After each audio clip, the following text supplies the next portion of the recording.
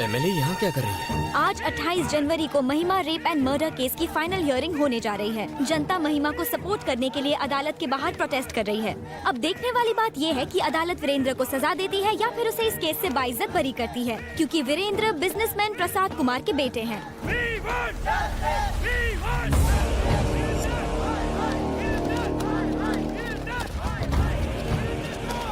धनुष के आदमी यहाँ क्या कर रहे हैं?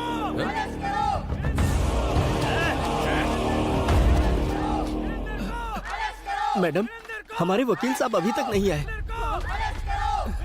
साइलेंस।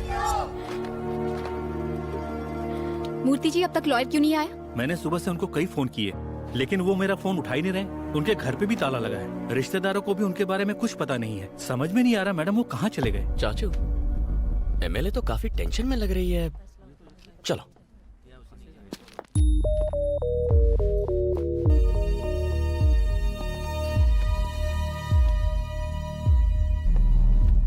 नमस्ते सर।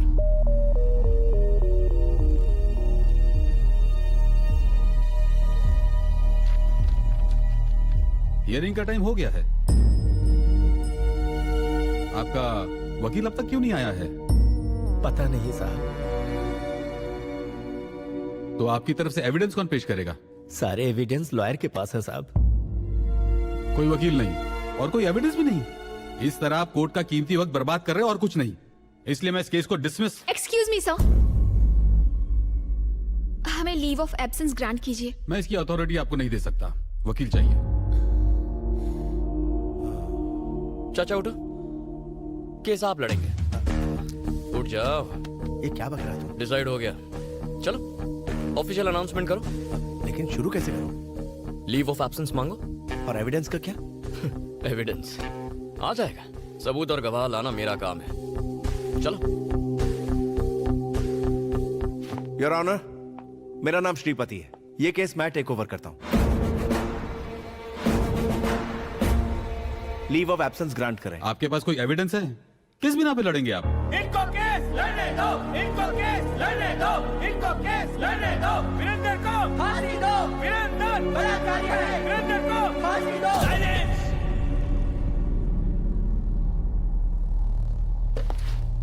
खामोश। Objection your honour. किसी भी केस में क्या चाहिए? सबूत और गवाह चाहिए। न्याय मिलेगा, मगर कब? जब गुनाह साबित हो। लेकिन अखबार में हेडलाइन छपने से या किसी न्यूज चैनल के कहने से या लोगों के आवाज उठाने से या किसी एक एमएलए के सपोर्ट से केस का फैसला नहीं होता। जज साहब, जज साहब, रात को अगर रेप हो तो अगली सुबह लड़की 6 महीने की प्रेग्नेंट नहीं होगी। ये आप भी जानते हैं।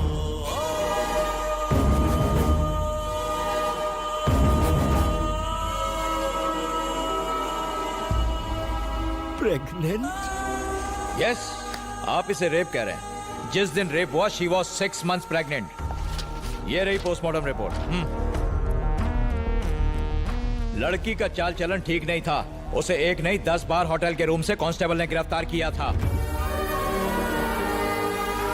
आइए सर, ये बात बिल्कुल सच है सर। हमने उसे 10 बार अरेस्ट किया, लेकिन उसने हमसे रिक्वेस्ट की कि हम उसके माँ बाप को ना बताएं, इसलिए एक ही बार कंप्लेंट लिखी। सर नहीं सर, प्लीज ऐसा मत कीजिए सर। मेरी बेटी थी वो, उस पर ऐसे घिनौने इल्जाम मत लगाइए। आपसे भीख मांगता हूँ। बहुत अच्छी थी मेरी बेटी। हम ये केस वापस ले लेंगे। कोर्ट तुम्हारे कहने से नहीं चलता। आपने देखा जज साहब, जब राज खुलने लगा तो मगरमच्छ के आंसू बहाने लगे। इन्हें फंसाने के पीछे इनका एक खास मोटिव था। मेरा क्लाइंट बिजनेसमैन है, युवा पीढ़ी का आइकॉन। पूरी फैमिली ने मिलकर मेरे क्लाइंट को ब्लैकमेल करने का, लूटने का प्लान बनाया। और जब वो झांसे में नहीं आया तो हर सुबह हर शाम रेप केस करने की धमकी दे देकर मेरे क्लाइंट को हैरेस किया।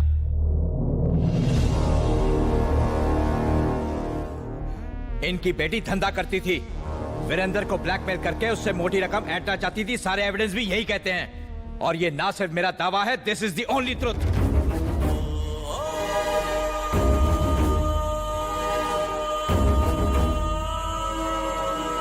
समाज के नाम पर कलंक है ये लड़की। और किसे पता, शायद इसके माँ बाप ने ही इसे इस काम में झोंका हो। इस शहर की गंदगी है ये।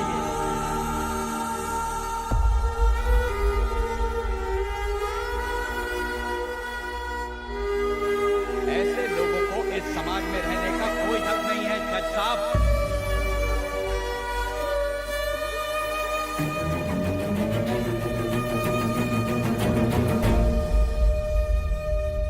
कोर्ट का कीमती वक्त बर्बाद करने और एक निर्दोष इंसान पर झूठा आरोप लगाने के जुर्म में ये कोर्ट आपको दोषी मानता है।